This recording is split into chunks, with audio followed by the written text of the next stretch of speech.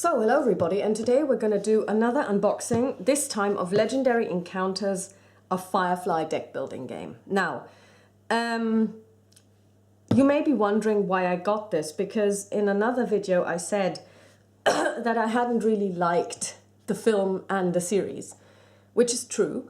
I think they're okay, I watched them, but you know, they didn't really grab me. However, I believe that from what I can tell about this game stands on its own 2 feet. So it is independent of its franchise. So it's a good game in its own right. So the theme is of course important because just like Legendary Encounters Alien, it takes you through the series. Just like Alien, Legendary Encounters takes you through the first 3 movies. So the story that is being told through the cards is the story of the TV series. There is a fan-made expansion on Board Game Geek which covers the film.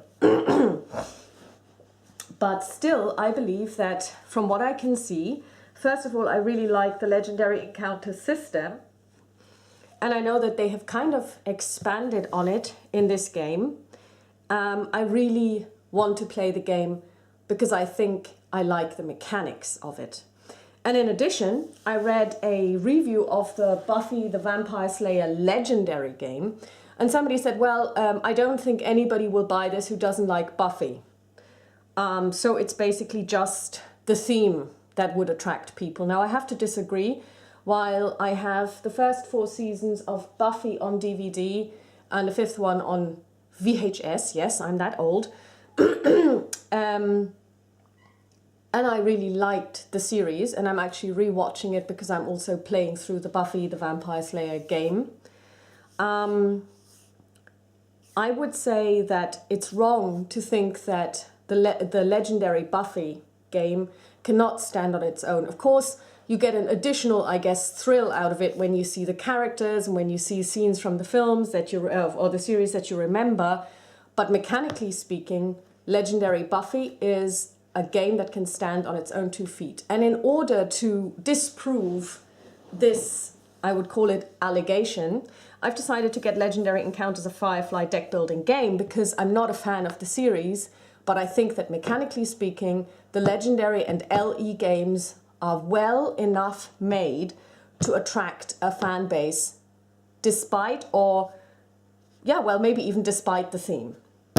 So without further ado, let's see what's in the box. This one isn't a limited edition, so I'm not going to get any promo cards like I did with the Buffy game. But of course, you know, that's fine. And I did download the expansion that covers the film because I do want to play that one too.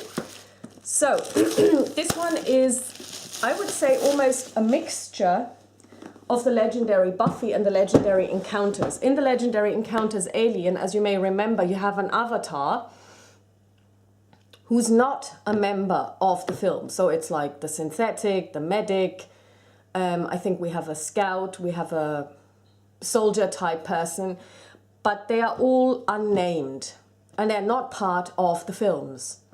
In Legendary Buffy, we don't have any avatars, but we play with the cards that are dealt by the different decks. So you have 15 heroes, most of whom I would like to add are actually female. I counted them, and it was quite a surprise when I stacked them and I saw that there were like, I think 5 male heroes and 10 female heroes. So Joss Whedon is definitely not averse to having lots of strong women in his series.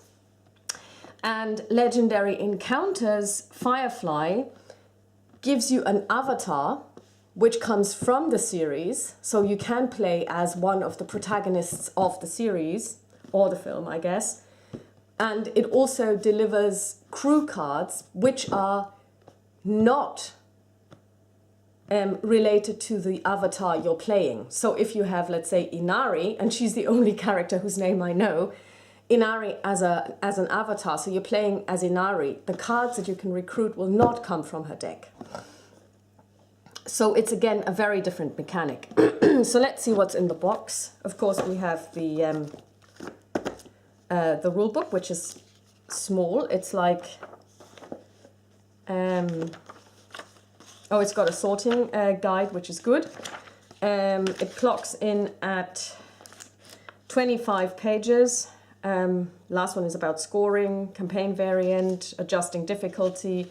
So yeah, I think that's going to be interesting. Now, one word about the card art. A lot of people have said that the card art is terrible.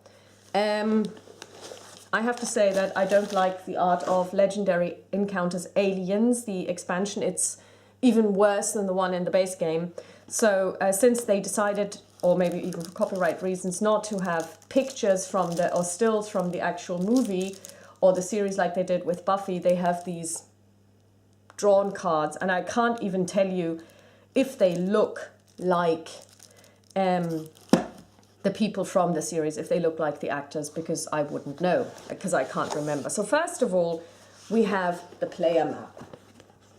Now this, oh, it's beautiful. I knew it was going to be beautiful, but I didn't expect it to be this beautiful, because the blue is just gorgeous. It is, as you will see, a lot less busy than the one for Legendary Encounters, because you don't have that much background, I guess, art. You just have the verse, which is really beautiful. I mean, this is a really beautiful map. And since these slots don't represent places on a spaceship like they do in Alien, where you even have, like, you know, different names to them. It doesn't just say scan 2, but it also tells you what this is. So you have the verse. This is where your face down enemy cards come out. If you don't manage to get them in time, they will move into the combat zone. And then you also have operations, where things happen. Down here on the bridge is where you put your recruitable cards, which come from the crew deck. Over here, you've got a, if I pull this over, like so. Over here, you've got your discards. You have your crew strikes. That's like the strikes in Alien. The episode deck, which is where the encounter cards come from. Up here, you've got the objectives. No secret. Ship strikes, brown codes. These are like the sergeants in Alien. And Serenity upgrades, because you also have the ship. So Serenity is, I've done my research, the name of the ship. And why is it called Firefly? It's called Firefly because it's a Firefly class ship. Thanks, Kieran, for letting me know. So basically, as you play, you can either take strikes to the crew members, or you can take strikes to the ship. And of course, if the ship gets too many strikes, you all die because the ship essentially blows up. So let's take a look at the cards. So we've got 5 stacks, and of course the dividers. And let's take a look at what we've got. Excuse me. Okay, so we've got, let's start with this one. The shiny cards are the cards that you use to recruit. So shiny is essentially your recruitment money, as it were. I don't know if in the series they have a currency that's called shiny. I very much doubt it, but you know, who am I to say anything about it? So you've got your shiny cards. And then you've got your misbehave cards, which are essentially the attack cards. So I'm just going to zoom in a little. Which you would give to your players as a starting deck. You've got the brown codes, which, as I said before, are like the sergeant cards. They have the ability to coordinate, which is very important. Because first of all, you can use them to show a symbol, which may be required to do something, to activate an ability on a different card on a different player's turn. And they give you +2 to recruit. So just gonna, because they will have to stick together. Book. Now this is a character card. Now I know that there is an old black guy in the series, and I know what he looks like, and he looks nothing like this. So the card art is well. Yes. Inara. So these are basically the hero decks. Inara, Inara, Inara, Inara. Yeah, this looks nothing like Inara. That's, yeah. Jane.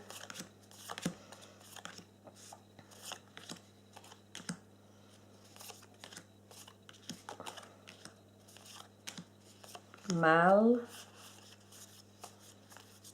So what you would do when you sort them is you first sort out the cards. It doesn't really matter which stack you open, so this was just a fluke that I opened this stack first. And you would just always take the ones that have the same name.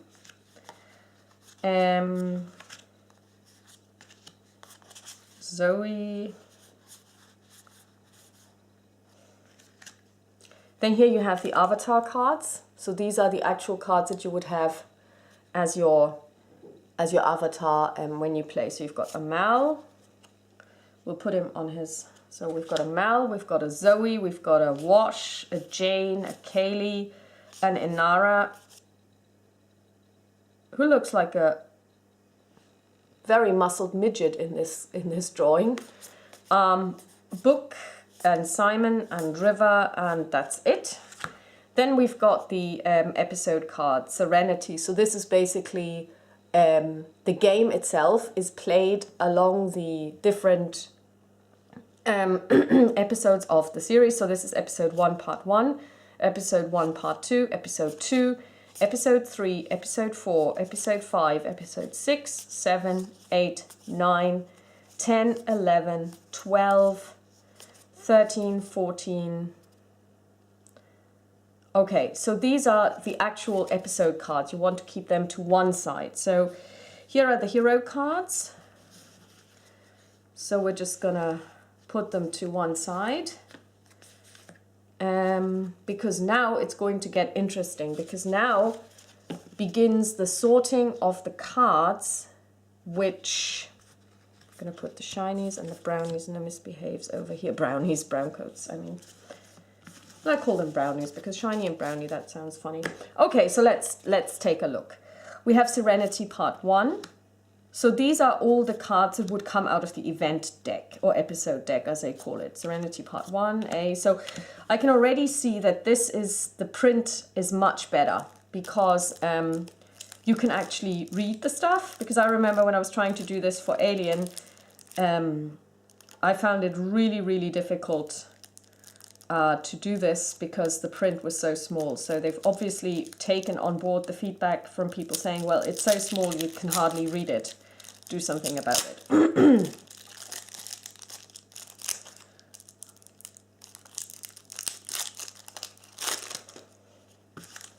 Serenity 1, 1, 1, 1, 1. That's Serenity 1. Serenity 2, 2, 2, 2, 2, 2, 2. Then we've got the train job.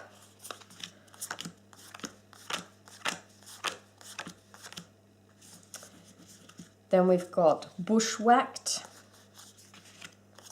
This is a booby trap, also part of Bushwhacked.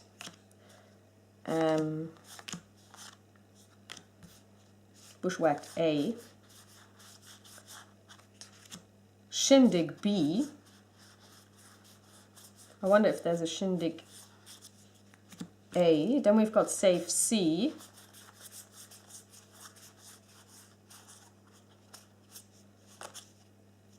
Our Mr. Reynolds A. Oh, Mrs. Reynolds, sorry. Our Mrs. Reynolds. Jamestown B. Out of Gas C. Ariel A. War Stories B.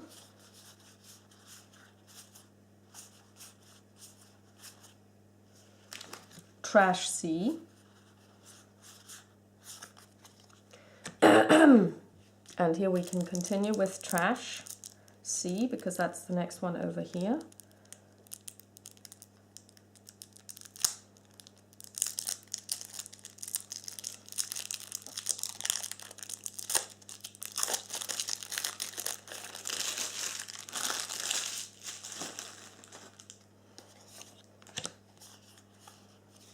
The Message A.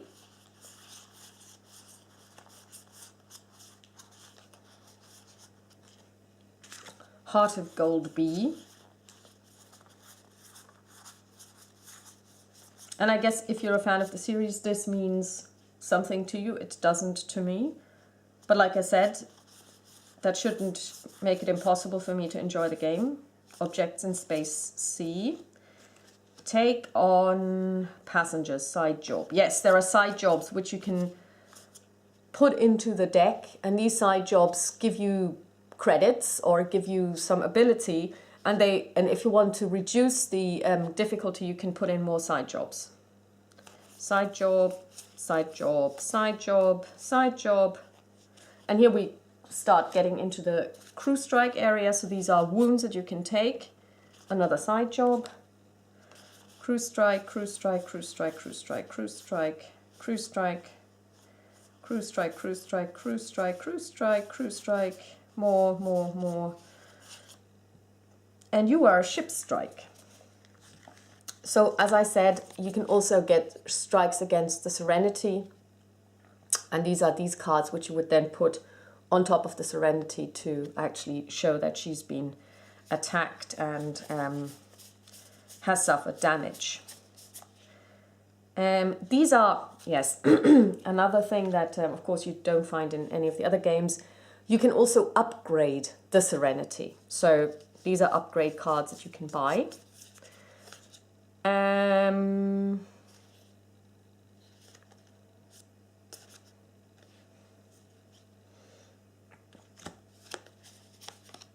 Here we've got inevitable cards, which have a different back to their deck, so they're brown, and you put them in to segment the event deck or the episode deck, and you don't know which one you're putting in, so you do this face down, and the idea is that you will have to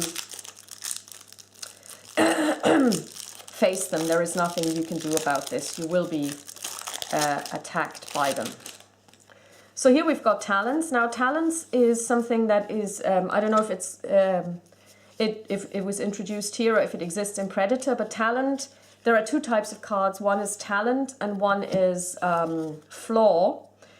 And the talent cards allow you to draw a card. So that's the one thing that they do. So you can always draw a card when you get one of these. But also your avatar tells you what your special talent is. So when you have this card in your hand, the talent card, you can do certain things with it. Now this is Zoe, and her talent is draw a card. And if she activates it, which means she actually removes the card from her deck, she avoids a crew strike, you would draw this turn and defeat this talent. So defeating a talent means you throw the card away. So that's how this works. So we have more misbehave. So these are your basic cards that you need in your starter deck.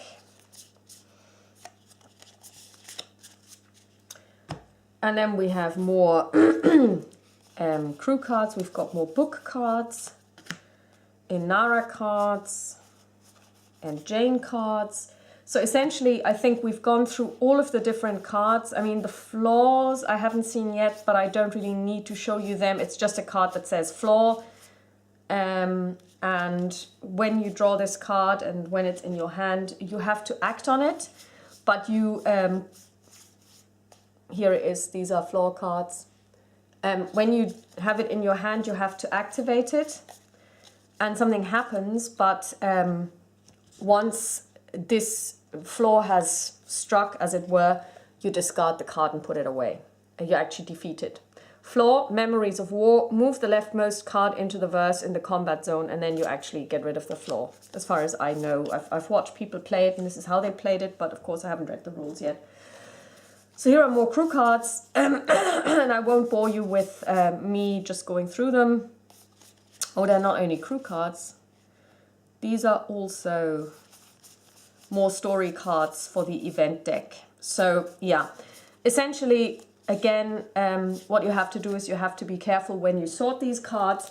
It's not as difficult as people are making it out to be. I would like to remind people that a lot of people were talking about how difficult it was to sort through the Alien deck. It's not. It took me 45 minutes, including sleeving. So this is Legendary Encounters Firefly, and I wish you all a happy Easter.